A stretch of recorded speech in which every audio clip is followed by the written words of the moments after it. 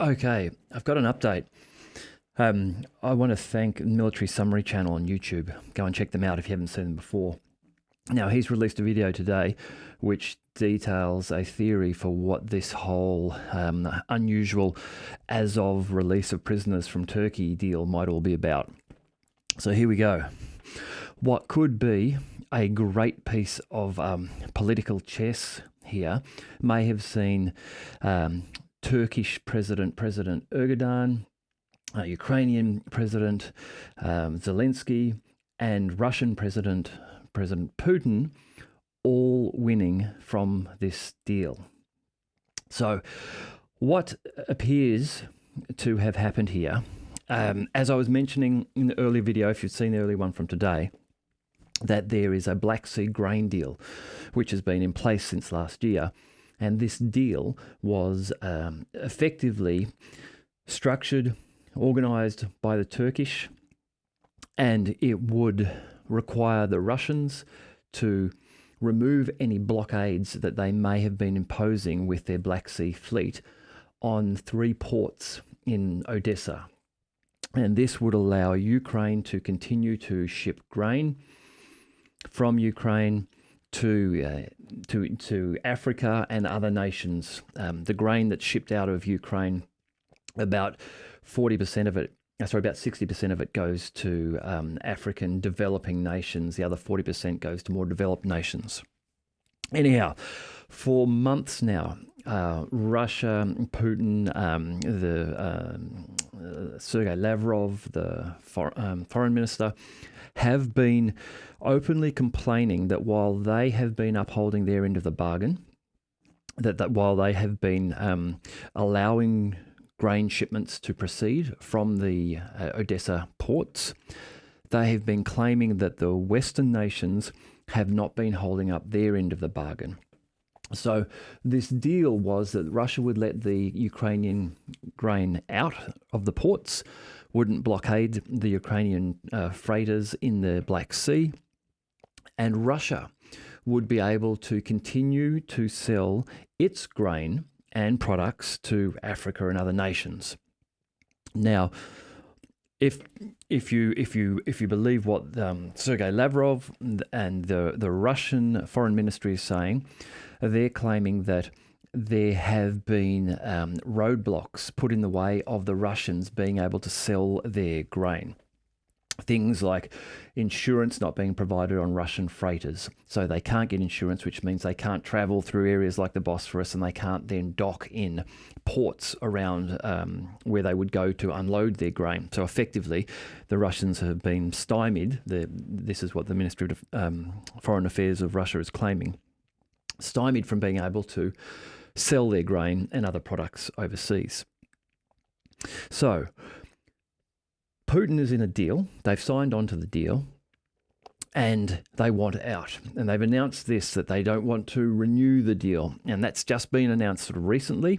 And it was coming to the crunch that at the end of July, there could be the cessation of renewal. Now, if that grain deal was not renewed by the Russians, then on the global stage, Putin would look bad, because without good justification, he would seem to be stopping the grain deal, which is supplying grain to developing nations which need this grain, and would be aiding in the creation of a food crisis.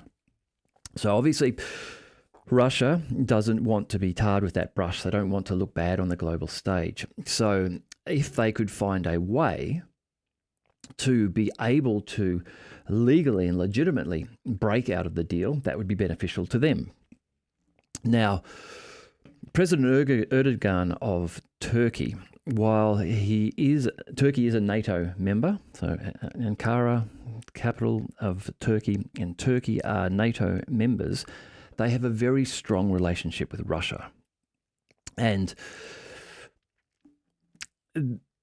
there hasn't been great condemnation of Turkey over this Azov prisoner return to Ukraine. So just to cover off there, what has happened is that, appearingly unannounced to Russia, Turkey has decided to release commanders of the Azov regiment who were Ukrainian fighters from the Azov regiment who had been captured in fighting last year. And as part of the prisoner agreement drawn out between Turkey, Ukraine and Russia, those prisoners of war would remain in Turkey until the completion of the special military operation.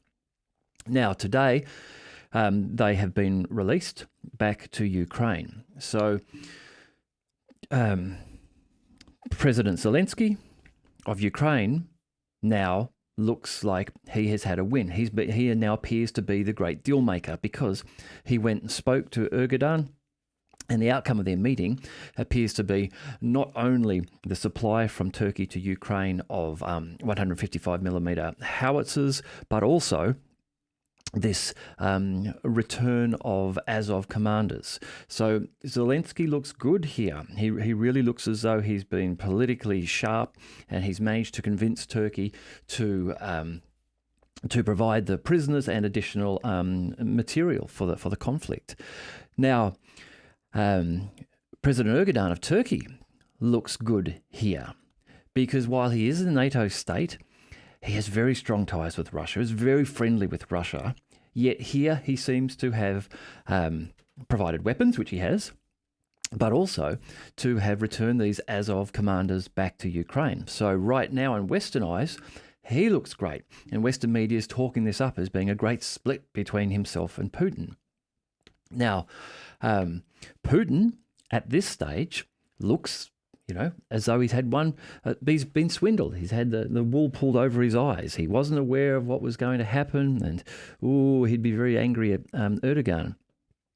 However, by Turkey and Ukraine having broken the agreement of this prisoner swap here, Putin now has the ability to claim that this is the reason and the justification for Russia not renewing the grain deal.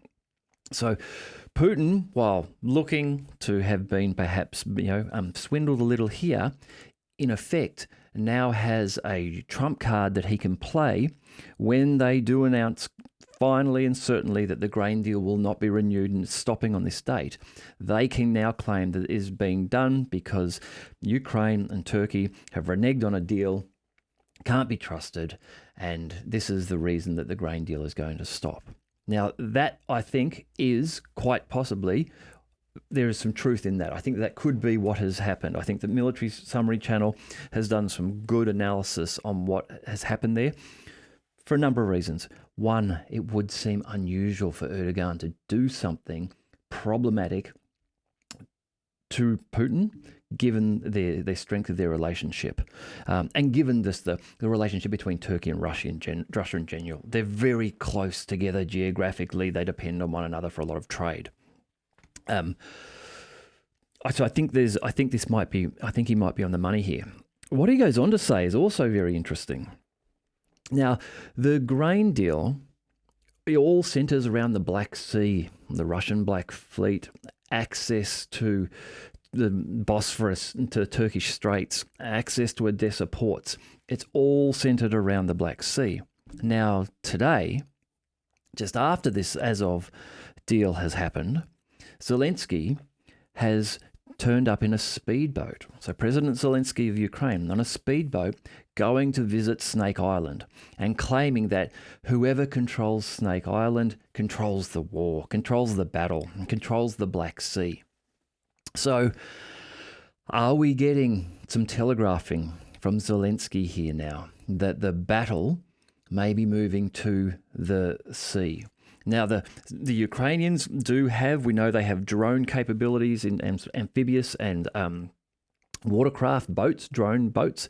There have been videos a couple of months ago of some of the Russian Navy ships destroying as they are being attacked by a number of these autonomous drone boats. The US has had Global Hawk reconnaissance drones flying around the Black Sea. And of course, the Russians have the Russian Navy there in the centered in the Black Sea there. So we might be moving to a phase of the war now where we're moving perhaps off the land into the Black Sea, and where we may start to see dispute over Snake Island again.